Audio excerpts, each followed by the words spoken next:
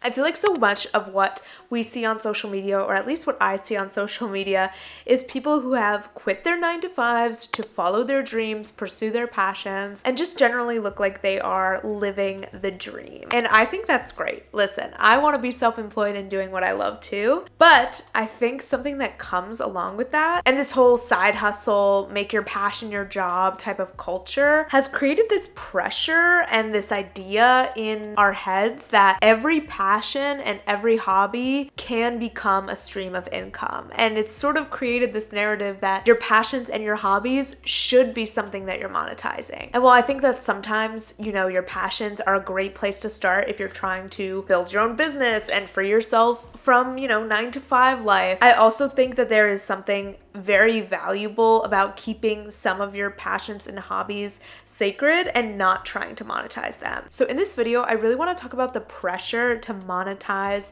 your passions, how to navigate what should and shouldn't be something you monetize, my own experience with this, how I've deciphered which hobbies I want to monetize and which hobbies I don't. I just kind of want to dig into this phenomenon because while there are parts of the side hustle, grind, entrepreneur side of the internet that I love, there are also, I think, detrimental effects. All right, the first thing I want to dive into is the pressure that we have kind of created to monetize passion. So the prime example of this in my life is photography. Photography is one of my biggest loves and joys in this world. It is the thing that fills me up with so much purpose and fulfillment, and something that I would do honestly for the rest of my life if I didn't get paid a cent. I just love it. I find it creatively fulfilling and so exciting, and it makes me feel good every single time I do it. Just got a notification. Okay.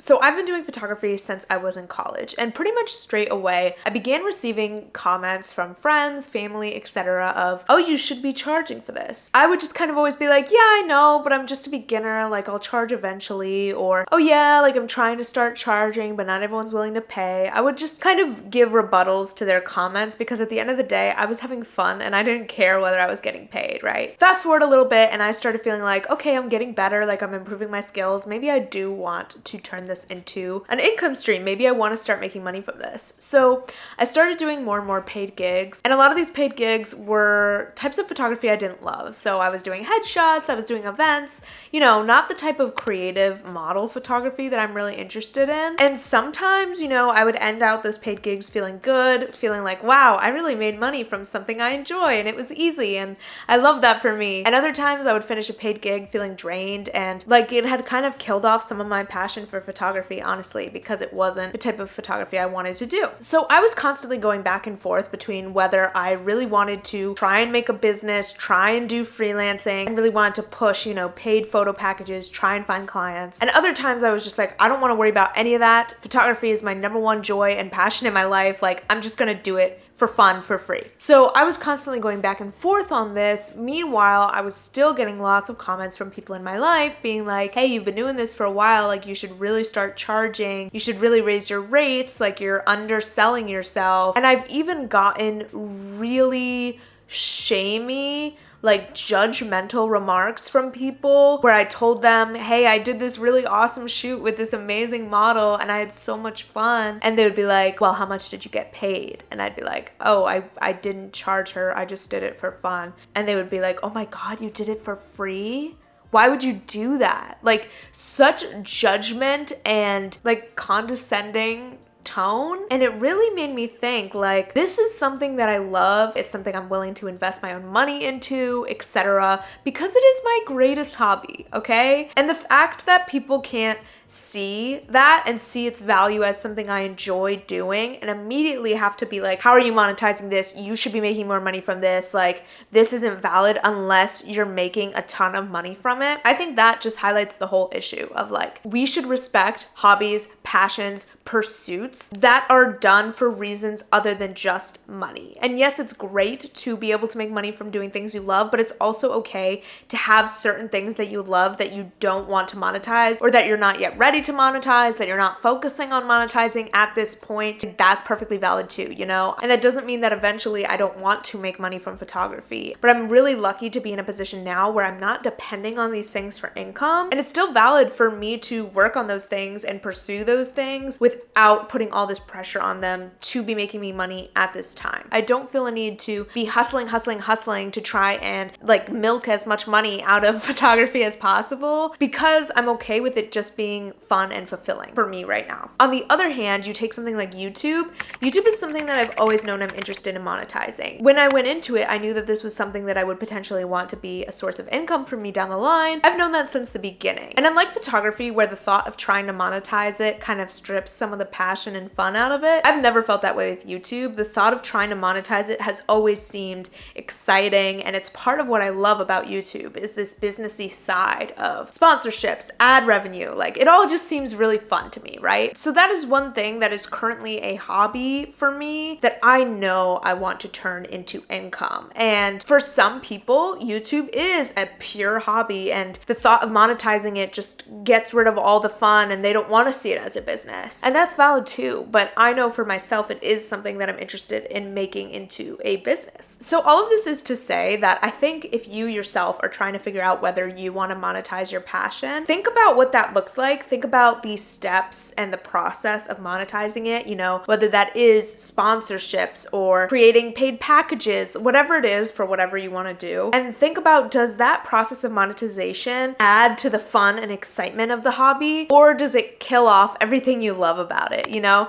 if you really love making knitted rugs, for example, and you've been told over and over again, hey, you should start an Etsy shop, you should try and make money off of this. But the thought of setting up an Etsy and having to do custom orders makes you want to gag. Like, obviously that is maybe a hobby you shouldn't monetize. Versus if you're like, ooh, an Etsy shop, I could design it to look all cool and I could take in custom design measurements and requests. Like, that sounds really fun and like something I would love. Then monetize that passion, you know? Think about the reality of what it would look like to monetize your hobby, your passion, and whether that's something that excites you or makes you feel drained. Something else that I really want to stress here that I think is important is that I think you should always have passions and hobbies that are just for the joy of it. Even for those of us who are, you know, side hustlers trying to monetize the things we love and make a living doing the things we love, I think it's important that you also have hobbies, activities, etc. that you do solely for joy, solely for yourself, so that your entire life doesn't just become you trying to monetize and milk money out of everything you do, because that is like an awful way to live. And I think it's important to have things that you do for other reasons. Not that there's anything wrong with wanting to make money. I think it's important for living a good life, but you don't have to turn everything into a money-making opportunity. It's also okay if you have a passion slash hobby that you might want to monetize in the future, but that right now you're just enjoying the process and you're not yet ready to post about it or start a store with it. That's okay too. You don't have to make a decision now of like, okay, I love painting and I'm never going to try to make a dime off of painting because it is a pure passion of mine. You could be like, hey, right now I'm just really loving painting for the joy of it, for the fun of it. Maybe down the line I'll want to sell my paintings, but I don't want to worry about that right now. Like, it's okay for you to not have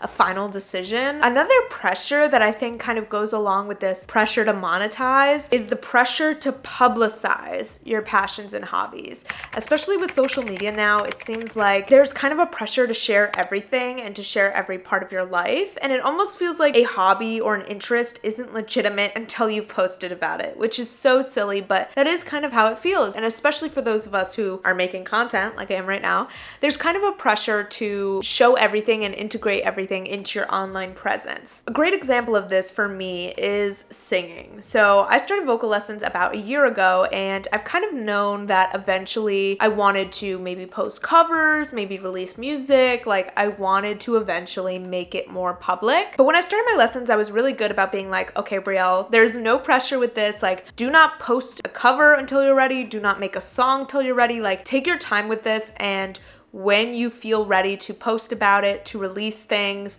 you can. So that took a lot of pressure off of me in the early stages and allowed me to really just focus on improving my singing without too much pressure. I didn't have to worry about impressing anyone or even being good. It was just really freeing to just get to do it for myself and as something I was doing personally. But recently I'm like, okay, I'm about a year in, like I should probably start posting covers. Like maybe I should try my hand at recording myself. So I did. I filmed a cover that I thought was going to go up last week, and honestly I wasn't fully confident in it. I had a lot of nerves and a lot of anxiety about posting my voice, and I just sort of realized, Brielle, you're not ready for this yet. It's okay for you to keep kind of hustling on this in silence. You don't need to post about it just to prove you're doing it. Like keep it as something that's personal for now, and you'll know when you're ready to share it with other people. And so I decided not to post that cover and to just kind of wait until I feel a little more secure and confident to start sharing my singing journey. So you don't need to post everything, and you don't need to post anything before you're ready. It is perfectly okay to work on a skill or a passion in silence until you feel ready to share that with the world, if ever. And you also never have to. You know, you could learn to play guitar and never post a video of you playing it on Instagram, never try to like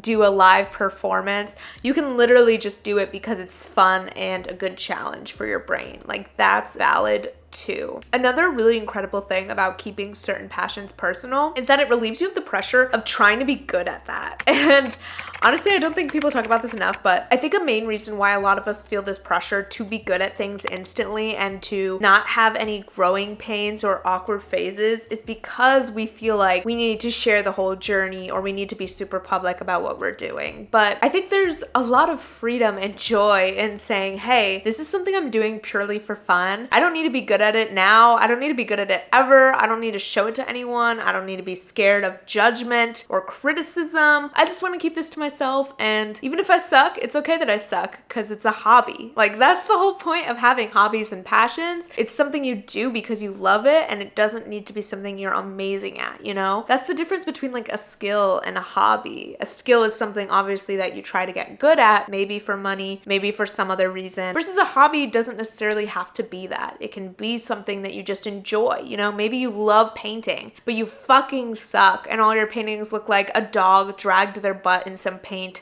and spread it on a canvas. So maybe you never want to sell your paintings. That's valid, and that's a hobby that you never have to try to monetize, you know? Literally just having it as a way for you to de-stress and enjoy yourself. And that is an equally valid motivation as money. I think in our society, because so much is driven by money and a lot of focus is placed on making more money, growing your income, we kind of start to see money as the most valid motivation, and in some cases the only reason to do things. And I think that's a really toxic place to get to because there's so many other amazing reasons to pursue something besides monetary gain. You don't want all of your passion, all of your creativity, all of your energy to just be going into money-making tasks, because that's tying your self-worth and your passion and your creativity all up with the thing that makes you money and your financial success. And I feel like that's a dangerous game to play, but you can still make money off of your creativity, off of things you love, while also having parts of your life that aren't about money and that still give you that sort of freedom and sense of play and joy, because they're things that you're doing for other reasons besides just wanting to make a ton of money.